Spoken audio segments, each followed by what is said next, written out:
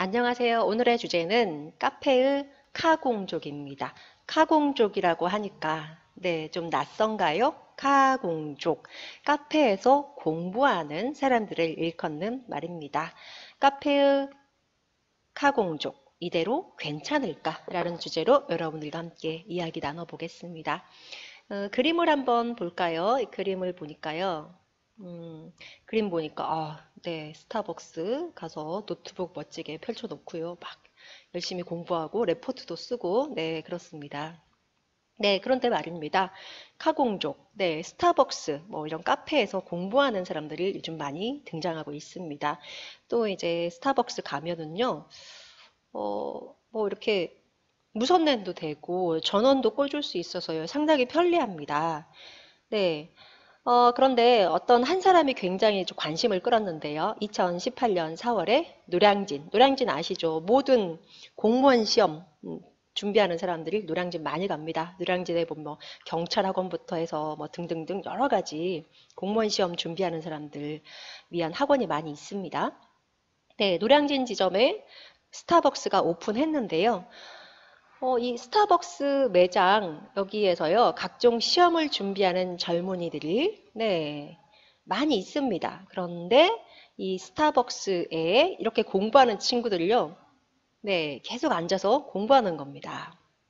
네, 노량진점은 테이블이 낮고 또 컨센트가 몇 개 없어서 손님들이 오래 앉아 있을 수가 없는 곳인데요. 그런데 이제 수험생들이 여기에 오래 앉아서 공부를 하니까요. 이거를 이제 카페 쪽에서 뭔가 좀 일찍 갔으면 하는 바람으로 좀 조치를 취했어요.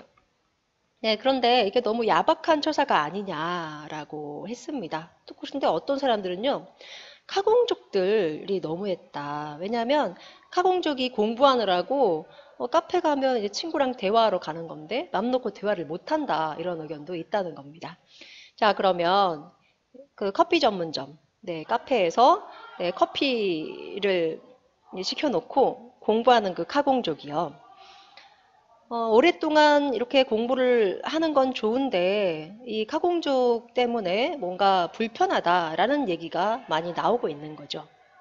오늘의 토론 주제는 카공족을 둘러싼 논란입니다. 이것은 공동체 윤리에 대해서 우리가 고민해 볼 필요가 있는데요.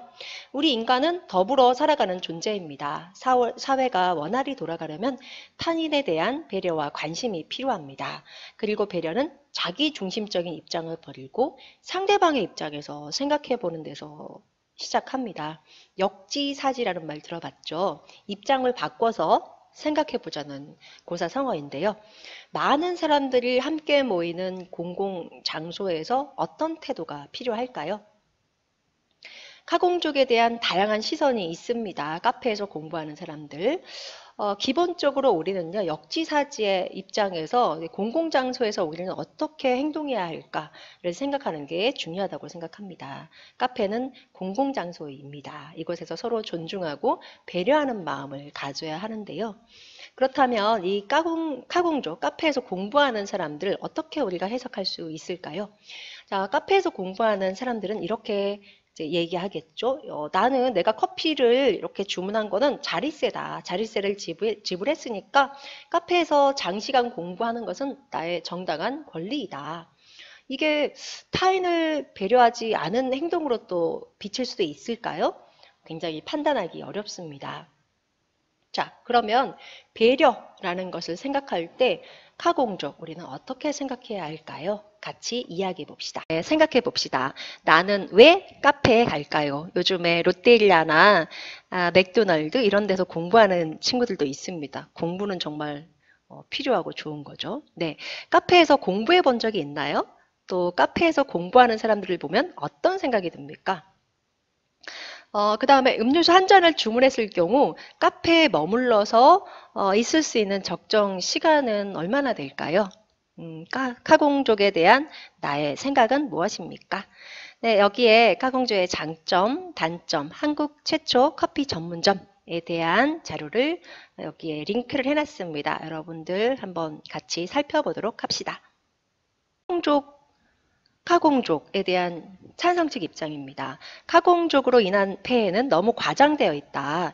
카공족은 정당하게 자립세를 치르고 자신의 권리를 누리고 있을 뿐이다. 카페에서 시끄럽게 대화하는 사람들이 더 문제다라고 생각하고 있습니다. 그래서 카공족을 옹호하는 입장입니다.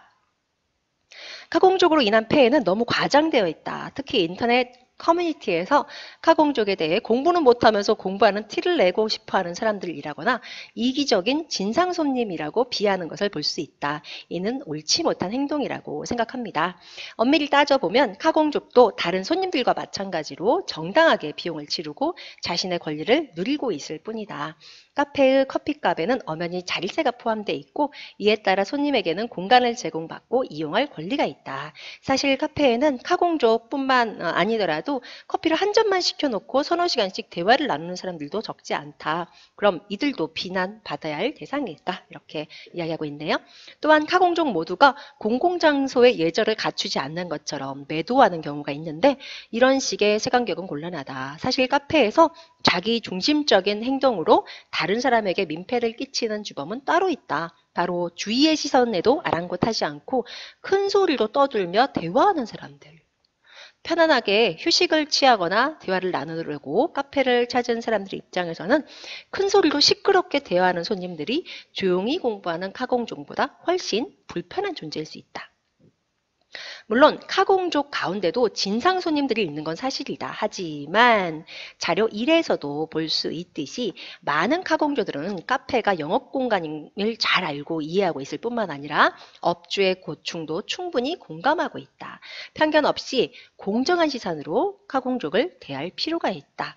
자, 전국 대학생 300명을 대상으로 해서 카공족 이용 카페 실태에 대해서 조사를 했는데요. 카공족 4%가 카페에 오래 머무는 게 미안해서 음료나 빵을 추가 주문한 경험이 있는 것으로 나타났습니다. 그 다음 커피 한 잔 4,000원을 기준했을 때 공부를 위해 카페에 머물 수 있는 시간은 2~3시간이라는 답변이 34.7%로 가장 많았다는 겁니다. 계속 찬성 측 의견 살펴보겠습니다. 찬성 측 의견인데요. 네. 카공족을 무조건 비난하기보다는 이들을 통해 새로운 카페 문화를 만들어가는 것이 중요하다고 보고 있습니다.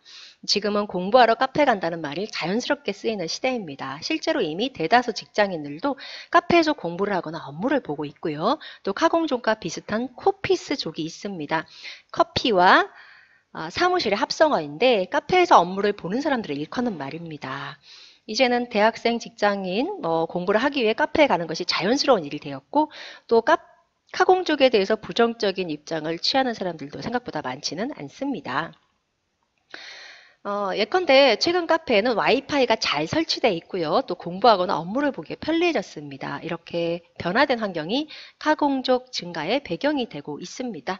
이제 카공족은 대세가 되었다. 대부분의 카페에서 이를 받아들이고 이미 인테리어야 메뉴에 변화를 주고 있습니다. 저렴한 가격에 조용히 공부를 할 수 있는 스터디 카페도 많이 생겨났고요. 또 도서관보다 더 도서관 같은 북카페도 곳곳에 쉽게 찾아볼 수 있습니다.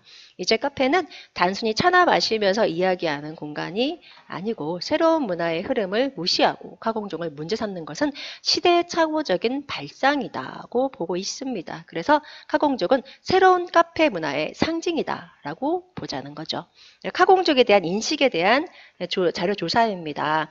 20에서 50대 성인 800명 대상으로 2대12 신문 아시죠? 여기에서 조사한 결과입니다. 카공족에 대한 인식 긍정 18%, 중립 37, 부정 44%로 나타났습니다. 여러분 한번 읽어보시고요. 지금까지 찬성 측 입장을 카공족에 대한 반대 측 의견을 살펴보겠습니다.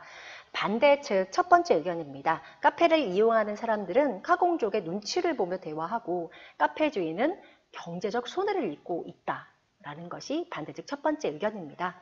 카공족은 비매너 손님을 대표하는 말이 되었다. 커피나 간식을 소량만 구매하고 특정한 자리에 장시간 앉아서 공부하는 사람들이기 때문이다.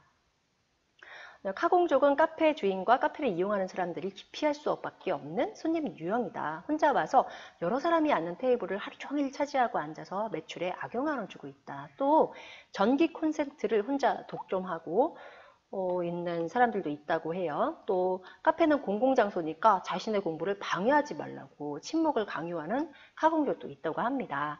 이런 카공족을 부정적으로 바라보는 시각, 우리나라뿐만 아니라 미국에서는 캠퍼, 스쿼터 이렇게 이야기하고 있고요. 러시아에는 안티카페 생겨났다고 합니다.